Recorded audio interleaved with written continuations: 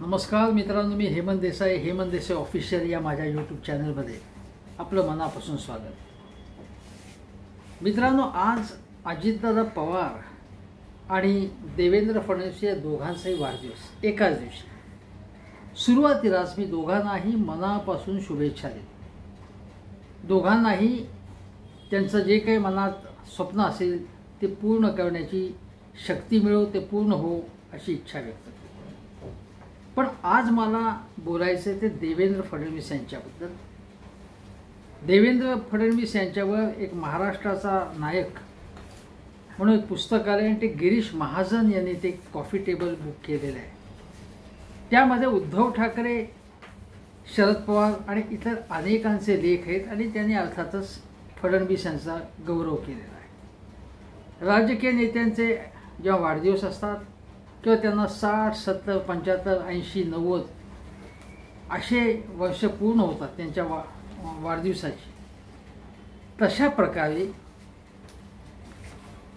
जेव्हा कोणाचाही वाढदिवस असतो कुठल्याही नेत्याचा, तेव्हा मोठे समारंभ होतात, त्यांचं कौतुक केलं जातं आणि शिवाय त्यावरती पुस्तकही निघतात. शरद पवारांनी तर स्वतःचं आत्मचरित्र लिहिलं आहे, त्यांच्यावरती अनेक पुस्तकं आलेली आहेत.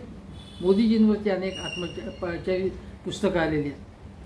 आज पंतप्रधान नरेंद्र मोदी यांनी सुद्धा अजितदादा आणि देवेंद्र यांचं अभिष्टचिंतन चिंतन केलं.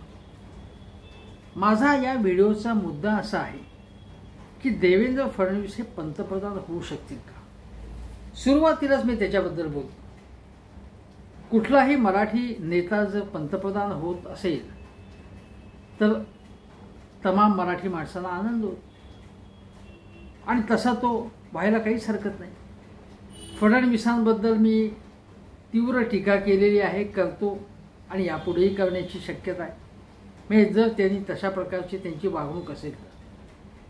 परंतु पंतप्रधान जर महाराष्ट्रातला एखादा नेता होणार असेल तर चांगली गोष्ट आहे. काही वर्षांपूर्वी संजय राऊत म्हणाले होते की उद्धव ठाकरे हे राष्ट्रीय स्तरावरती काम करतील आणि एक प्रकारे उद्धव ठाकरे पंतप्रधान होऊ शकतील अशी शक्यता, अशी आशा, अशी इच्छा त्यांनी व्यक्त केली होती. आता देवेंद्र फडणवीस हे दिल्लीमध्ये जाऊन, केंद्रात जाऊन अशा प्रकारची इच्छा उद्धव ठाकरे यांनी त्यांच्या लेखात व्यक्त केली आहे. त्यांनी त्यांचं कौतुकही केलेलं आहे. उद्धव ठाकरेंनी, ज्या उद्धव ठाकरेंनी कलंक, फडतूस अशा प्रकारचे शब्द देवेंद्रजींबद्दल जेव्हा तीव्र संघर्ष होता दोन पक्षांमध्ये, तेव्हा जोरदार टीका केली त्यांनी आणि त्याचप्रमाणे त्यांचं कौतुकही केलेलं आहे. आणि कौतुक करताना जेव्हा उद्धव ठाकरे म्हणतात की उद्धव ठाकरे यांनी सांगितलं की ते अभ्यासू आहेत, मुत्सद्दी आहेत, त्यांची पक्षनिष्ठा चांगली आहे, प्रामाणिक आहेत, ते विषय समजून घेतात, प्रश्न सोडवण्याची तळमळ त्यांच्यात आहे आणि राज्याला न्याय देतात, ते विरोधी पक्षनेता म्हणून त्यांची कामगिरी चांगली आहे. उद्धव ठाकरे यांनी भरपूर कौतुक केले आणि ते दिल्लीत जाऊन, केंद्रात जाऊन, म्हणजे इकडनं त्यांना तिकडे ट्रान्सफर करावं असं नाही, पण केंद्रात जाऊन मोठे व्हावे. याचा अर्थ काय, एक प्रकारे केंद्रात जाऊन ते पंतप्रधान व्हावेत अशी त्यांची इच्छा आहे. आणि माझं म्हणणं आहे की जर गुजरातचे जर पंतप्रधान या देशात होत असतील, मोरारजी तसे पंतप्रधान झाले होते गुजरातचे, नरेंद्र मोदी तर गेले 11 वर्ष पंतप्रधान आहेत, अमित शहा गृहमंत्री आहेत, महाराष्ट्राने गृहमंत्री दिलेले आहेत, यशवंतराव चव्हाण होते, शंकरराव चव्हाण होते, शिवराज पाटील होते. पण ही जोडगोळी दोन, नंबर 1 आणि नंबर 2 हे मोदी आणि शहा आहेत. गेली काही वर्ष या दोघांची सत्ता संपूर्ण देशात आहे. मग गुजरातचा जर पंतप्रधान होत असेल तर मग महाराष्ट्राचा पंतप्रधान का होऊ नये, कोणालाही वाटेल असं. खुद्द शरद पवार यांनी देखील कौतुक केले देवेंद्रजींचं. ज्या शरद पवार यांनी कठोर टीका केलेली होती फडणवीसांवर, मला आठवते की फडणवीसांना कोण ओळखतंय, त्यांना महाराष्ट्रातही कोणीही ओळखत नाही असं ते शरद पवार म्हणाले होते. 2019च्या निवडणुकीत जेव्हा आमच्याकडे एकापेक्षा एक तेल लावलेले पेलवान आहेत असं जेव्हा फडणवीस म्हणाले, तेव्हा हे कसले पैलवान असे करून शरद पवारांनी हातवारे करून ज्या प्रकारे फडणवीसांवरती टीका केली होती ती योग्य नव्हती असं मी तेव्हाही म्हटलं होतं आणि आत्ताही म्हणतो, पण टीका केली. लव जेहाद, लँड जेहाद अशा प्रकारच्या भाषा करून भारतीय जनता पक्ष फडणवीसांच्या नेतृत्वाखाली जात धर्मात भांडणं लावत आहे असेही पवार म्हणाले. आणि शरद पवार यांनी खूप वेगवेगळ्या प्रकारची टीका पक्ष फोडण्यावरून, चिन्ह चोरण्यावरून फडणवीसांवरती केलेली होती. जेव्हा शरद पवार यांनी तशी टीका केली तेव्हा फडणवीस म्हणाले की हिंदीमध्ये त्यांची मुलाखत झाली, मराठीत झाली, तेव्हा सांगितलं होतं की पक्ष फोडणं आणि घरं फोडणं हे पुन्हा पुन्हा करण्यामध्ये शरद पवारांचा हात कोणी धरू शकणार नाही असं देवेंद्र फडणवीस म्हणाले. माझ्याकडे अनेक नावं आहेत असंही ते म्हणाले. विश्वासघात जर आम्ही केला असेल असं उद्धव ठाकरेंना वाटत असेल तर विश्वासघात किंवा खंजीर खूपच नाही, शरद पवारांनी प्रथम देशात ती राजनीती आणली असंही देवेंद्र फडणवीस म्हणाले. फडणवीस आणि शरद पवार यांच्यात जोरदार टीका टिप्पणी झालेली आहे. पण आज शरद पवारांनी कौतुक केलं. ज्या उद्धव ठाकरे यांनी एक केलेलं एक तरी काम चांगलं दाखवून द्या असं फडणवीस म्हणाले. त्या उद्धव ठाकरेंनी फडणवीसांचं कौतुक केलं त्यांच्या गुणांचं. जे उद्धव ठाकरे हे फडणवीसांनी महाराष्ट्राच्या राजकारणाची वाट लावली असं म्हणाले ते आज फडणवीसांच्या वाढदिवसानिमित्त त्यांचं कौतुक करताना दिसले. आणि ही महाराष्ट्राची राजकीय संस्कृती आहे असंही आपण समजून चालू. हे वेगवेगळे पक्ष त्यांचे नेते एकमेकांशी संघर्ष करत असले तरी ते एकमेकांचे शत्रू नाहीत हे आपण समजून घेतलं. आता उद्धव ठाकरेंना जर वाटत असेल की देवेंद्र फडणवीस हे दिल्लीत जाऊन मोठे होऊन कदाचित शिवसेना म्हणजे जी असलेली शिवसेना त्यांना असंही वाटत असेल की गुजरातची दादागिरी देशातली संपली पाहिजे आणि ही दादागिरी एखादा राष्ट्रीय पक्ष समाप्त करू शकतो. त्यासाठी काँग्रेस पाहिजे किंवा भारतीय जनता पक्षामध्ये आपले महाराष्ट्रातले नेते देवेंद्र फडणवीस काय कमी आहेत. जरी देवेंद्र फडणवीस म्हणाले असते, त्यांना जेव्हा विचारलं की पुन्हा जर सरकार आलं म्हणजे गेल्या वर्षी जेव्हा पुन्हा भाजपचं सरकार येणार की आणि सरकार आल्यानंतर सुद्धा देवेंद्र फडणवीसांना विचारलं जेव्हा 2024मध्ये म्हणाले की मोदीच पंतप्रधान होणार आहेत आणि एवढंच नव्हे तर 2029मध्ये तेच पंतप्रधान होणार आहेत आणि आमची तीच इच्छा आहे. त्यावेळी चर्चा चालू होती मध्यंतरी की मोदींनी रिटायर व्हावं. आता 75 पूर्ण झाल्या होती. अन्य नेत्यांना अडवाणींपासून मुरली मनोहर जोशींपर्यंत सगळ्यांना त्यांनी अडगळीत किंवा मार्गदर्शक मंडळात टाकलं, रिटायर केलं. तर मोदींनी रिटायर व्हावं आणि संघाची जर इच्छा असेल तर देवेंद्र फडणवीसांनी पंतप्रधान व्हावं अशी ही चर्चा सुरू होती. तेव्हा फडणवीस हे हुशार असल्यामुळे, कारण जर आपलं नाव चर्चेत आलं तर पहिला पत्ता आपला साफ केला जाईल हे त्यांना माहिती. त्यामुळे ते म्हणाले की 2029च्या पुढेही नरेंद्र मोदी हेच पंतप्रधान व्हायला पाहिजे. आता मी तुम्हाला सांगतो की ज्यावेळी फडणवीसांनी त्याग केला आणि एकनाथ शिंदे मुख्यमंत्री झाले तेव्हाच मी फडणवीसांना सांगितलं होतं की योग्य वेळी तुम्ही पुन्हा मुख्यमंत्री होणार आहात, मी तुमचा सन्मान करीन असं आश्वासन मोदीजींनी फडणवीसांना दिलं होतं. जाहीरपणे त्यांनी मोदीजींनी सांगितलं आणि ते पूर्ण केलं. पुन्हा फडणवीस मुख्यमंत्री झाले. त्यामुळे मोदी आणि फडणवीसांचं समीकरण चांगलं आहे. समीकरण कोणाचं चांगलं वाईट आहे ते अमित शहा आणि फडणवीसांचं.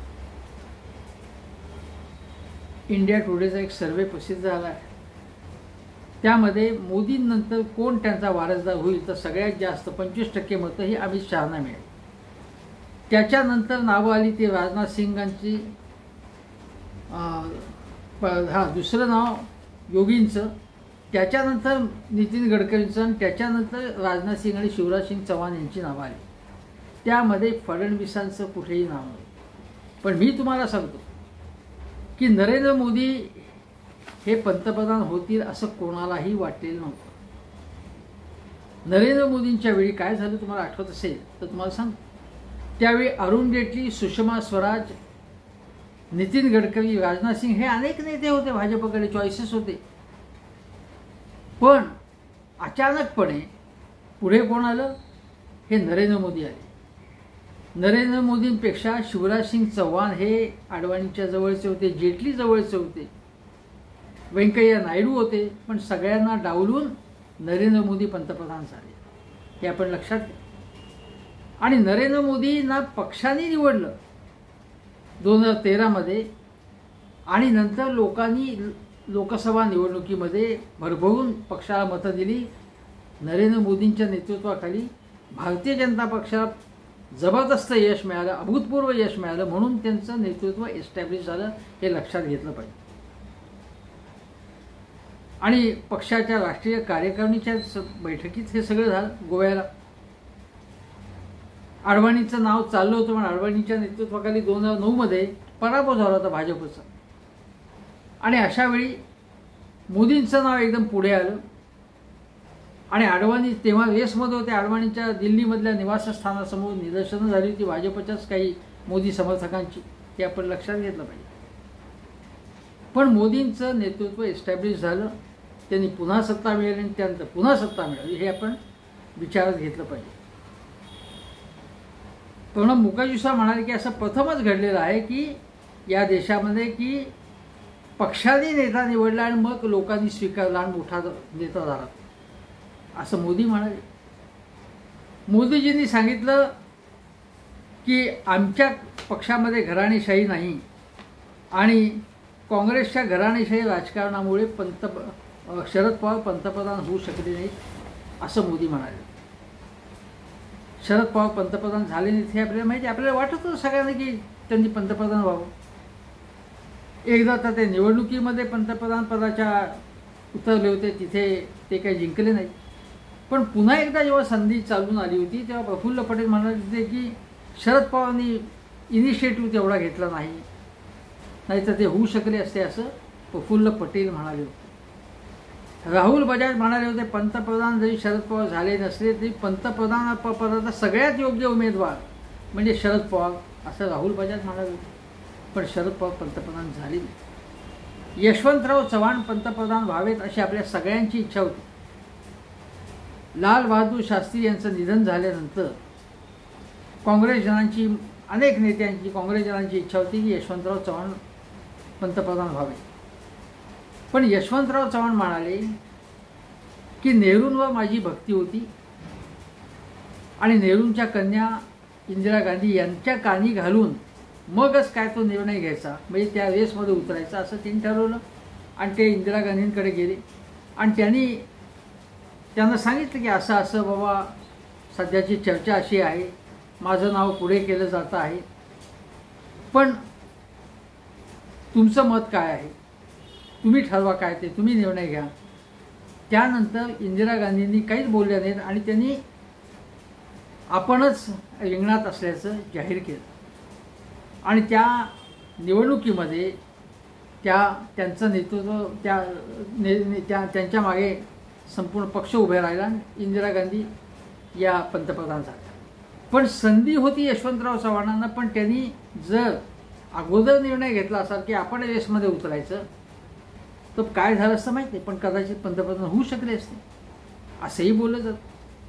यशवंतराव चव्हाणांसारखा सुसंस्कृत नेता जर देशाचा पंतप्रधान झाला असता तर देशामध्ये अधिक सौहार्द नांदलं असतं, गेलं असतं, संघर्ष कमी झाला असता, असंही काही जणांचं मत आहे. आणि यशवंतराव चव्हाण हे नेहरूंना मानणारे नेते होते, त्यामुळे नेहरूंचे धोरणं पुढे कंटिन्यू राहिली असते. अर्थात हा जर तरचा प्रश्न आहे. याचा अर्थ इंदिरा गांधींचं नेतृत्व चांगलं नव्हतं असं बिलकुल म्हणायचं नाही, पण पंतप्रधान कदाचित यशवंतराव होऊ शकले असते, शरद पवार होऊ शकले असते, मराठी मनाला अधिक आनंद वाटला असता. आता शरद पवार म्हणतात, शरद पवारांनी खूप कौतुक केलेलं आहे. ते म्हणाले शरद पवार की मी जेव्हा तरुण होतो तेव्हा मी जसं काम करायचो मी अजूनही काम करतो आणि माझ्यासारखंच काम खूप गतीने, खूप स्पीडने काम देवेंद्र फडणवीस करतात. मला माझीच आठवण येते तरुणपणाची, असं शरद पवारने एक प्रकारे सूचित केलं. फार चांगल्या पद्धतीने शरद पवार व्यक्त झालेले. ज्या शरद पवारांनी फडणवीसांवरती खूप टीका केली होती, आता त्यांना मान्य करायला लागेल मात्र की देवेंद्र फडणवीस यांचं नेतृत्व महाराष्ट्रामध्ये संपूर्ण महाराष्ट्रात एक प्रस्थापित झालं आहे. त्यांना कोणी ओळखत नाही असं म्हणण्याचं कारण आहे. याचं कारण एका मोठ्या पक्षाचे ते नेते आहेत. भारतीय जनता पक्ष काहीही म्हटलं आपण तरी 132 जागा मिळाल्या आहेत त्यांना आज. आणि सलग 5 वर्ष देवेंद्र फडणवीस हे महाराष्ट्राचे मुख्यमंत्री राहिले. वसंतराव नाईकांनंतर पहिले मुख्यमंत्री. काँग्रेसचे मुख्यमंत्री हे अगदी शरद पवारांसकट सलगपणे 5 वर्ष नाईकांच्या खेरीज कोणी काम करू शकलं नाही, तर देवेंद्र फडणवीस करू शकले. याचं कारण फडणवीसांपेक्षा मी म्हणेन की भारतीय जनता पक्षाच्या नेतृत्वामध्ये जे दिल्लीचं नेतृत्व त्याच्या पुढे कोणाची टाप नाही की बाबा फडणवीस नको मी रिंगणात आहे असं म्हणण्याची. विनोद तावडे कदाचित रिंगणात उतरले असते. चंद्रकांतदादा पाटलांना वाटलं होतं आपण मुख्यमंत्री बाबा. पंकजा मुंडे तर म्हणायचे की मी महाराष्ट्राच्या मनातली मुख्यमंत्री आहे, पण ते रिंगणात उतरू शकले नाही. कारण दिल्लीमधलं नेतृत्व इतकं समर्थ आहे भाजपचं की त्यांच्यापुढे कोणाचा आवाज करण्याची टाप नाही. त्यामुळे फडणवीस 5 वर्ष राहिले आणि पहिली 5 वर्षाची टर्म त्यांची बरी गेली. जरी ते क्लीन चिटवादी मुख्यमंत्री म्हटले जात असले तरी बरी गेली, हे आपण मान्य केलं पाहिजे. त्या मानाने जी दुसरी टर्म आहे त्यांची, मी एक प्रथमतः ते 4 दिवसाची टर्म होती ते तर चुकीचंच होतं. आणि जर म्हणू आपण की अमित शहांनी त्यांना सांगितलं की असं असं करा म्हणून अजितदादांबरोबर सरकार स्थापन करा, पण त्याच्यामुळे देवेंद्र फडणवीसांचं नाव खराब झालं. त्यानंतर उद्धव ठाकरे मुख्यमंत्री झाले, त्यानंतर एकनाथ शिंदे मुख्यमंत्री झाले आणि मग देवेंद्र फडणवीसांची ही जी दुसरी खऱ्या अर्थाने दुसरी टर्म आहे फडणवीसांची. म्हणजे तिसऱ्यांदा मुख्यमंत्री झाले असले तरी दुसऱ्यांदा होते 4 दिवसाचे होते. ती टर्म त्या मनाने चांगली गेलेली नाही आहे. परंतु व्यक्तिशः उद्धव ठाकरे काय म्हणाले की तुमची इमेज खराब होती कारण इतके तुमचे मंत्री काय काय उद्योग करत आहेत, तर त्यांना तुम्ही शिस्तीताना त्यांच्यावर कारवाई करा, नाही तर तुमची प्रतिमा खराब होती असं उद्धव ठाकरेंनी सांगितलं. की मी हा टोमणा मारत नाही, एकेकाळच्या आपल्या राजकीय मैत्रीचा हवाला देऊन मी हे सांगतोय, तुमच्याबाबत सदिच्छा आहेत म्हणून सांगतोय असं उद्धव ठाकरेंनी म्हणाले. योग्य म्हणाले की फडणवीसांनी कारवाई केली पाहिजे. असं म्हणता कामा नये की हे महायुतीचं सरकार आहे, कोणाला काढायचं त्यांच्या मंत्र्यांचे शिंदे ठरवतील किंवा अजितदादा ठरवतील असं म्हणू नये, कारण मुख्यमंत्री तुम्ही आहात. हे उद्धव ठाकरेंचं सांगणं नाही, तर तुमची प्रतिमा खराब होईल, तुमची बदनामी होती असं उद्धव ठाकरे म्हणाले सदिच्छेपोटी. आणि शरद पवारांनी असं म्हटलंय की कौटिल्याची योगक्षेम या राजकीय संकल्पनेत राज्यकर्त्यांचं अंतिम ध्येय केवळ राजकीय स्थैर्यप्राप्ती नाही तर जनहित आहे असं शरद पवार म्हणतात. देवेंद्र यांनी स्वतःला सिद्ध केले आहे, त्यामुळे त्यांनी राजकीय आखाड्याबाहेरील क्षितिजे अधिकाधिक पार करावीत अशी माझी अपेक्षा आहे. त्यांच्या हातून व्यापक जनहिताची कार्य पार पडतील, देशहितासाठी त्यांचे योगदान लाभो आणि सगळ्यात महत्त्वाचं म्हणजे शरद पवार म्हणतात महाराष्ट्राची अस्मिता राखण्यासाठी, महाराष्ट्र धर्म वाढवण्यासाठी, महाराष्ट्राची पुरोगामी विज्ञानवादी आणि सांस्कृतिक परंपरा पुढे नेण्यासाठी ते अधिक स्वयंभू होत असं शरद पवार म्हणतात. शरद पवारांनी काय म्हटलं लक्षात घ्या. महाराष्ट्र धर्माची गोष्ट केली म्हणजे दिल्लीची दादागिरी कशी चालली ते अप्रत्यक्ष ते सांगतात. पुरोगामी मूल्य तुम्ही जपा म्हणजे प्रतिगामी मूल्य जपली जात आहेत, रुजवली जात आहेत. अंधश्रद्धावादी नेते अनेक आहेत. सेक्युलर परंपरा लक्षात घ्या हे शरद पवार देवेंद्रजींना सांगतात. महाराष्ट्राचा स्वाभिमान, महाराष्ट्राची अस्मिता जपा, हिंदी भाषेची सक्ती लादू नका, एक प्रकारे शरद पवार सांगतात. त्यांची चांगली गोष्ट आहे. जे चॅनेलवर म्हणतात की शरद पवारांनी कौतुक केलं अचानकपणे त्यांनी कोलांटोडी मारली असं नाही. वाढदिवसाच्या दिवशी सदिच्छा देतात, पण काय केलं पाहिजे काय हे सांगताना तुम्ही काय करत नाही आहात हे शरद पवार एक प्रकारे सांगतात. हे शरद पवारांनी चांगलं सांगितलं. आणि मी तुम्हाला सांगतो की शरद पवारांनी सांगितलं की ते उत्साही आहेत आणि दोघंही आम्ही जाड आहोत, स्थूल आहोत, पण तो स्थूलपणा आमच्या कामाच्या आड येत नाही असं शरद पवार सांगतात. गमतीने म्हणाले ते. आता अजून एक गोष्ट सांगतो की शरद पवार जेव्हा मुख्यमंत्री झाले होते ते 38व्या वर्षी झाले. आज देवेंद्रजींचं वय 55 आहे आणि ते 11 वर्षांपूर्वी म्हणजे वयाच्या 44व्या वर्षी झाले. म्हणजे शरद पवारांपेक्षा 6 वर्षांनंतर देवेंद्रजी मुख्यमंत्री झाले. शरद पवार मुख्यमंत्री झाले हे वसंतदादांचं सरकार पाडून. त्यावेळी विरोधी पक्षामध्ये जे बरोबर होते त्यांच्यामध्ये रामराव देक असतील, वसंतदादा पाटील असतील, प्रतिभाताई पाटील असतील, हे सगळे बडे बडे नेते हे विरोधात होते.